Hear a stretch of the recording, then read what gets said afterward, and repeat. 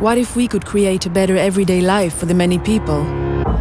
For the couples that turn into families, the children, the lovers, for the old ladies, the single ladies, the single mothers, and for those who need to start all over.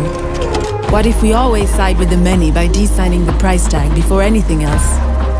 What if furniture could be better for nature, better for people? What if we could make furniture out of waste? What if old glass could get new life? What if we could collect all these bottles and turn them into something else? Like this chair. What if we could plant more trees than we use? And what if we could use wood in new ways so that this tree and all of these trees could grow to be just trees? What if we turn the tables on food and make meatballs without meat? What if we turn the tables on tables and make screws that aren't screws? In fact, what if we lose the screws completely so we can put things up, take them down, and put them up again?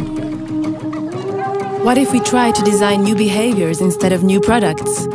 Better play instead of toys, and better sleep instead of beds? What if water taps could save water? And light bulbs could save light? What if all our stores could power themselves? And what if the best packaging is no packaging? What if we could make furniture out of air?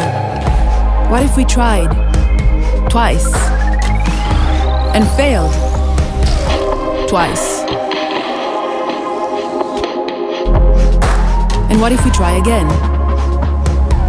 What if we celebrate our differences?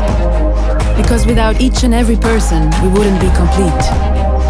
What if we never settled for an answer? What if we always ask ourselves, what if?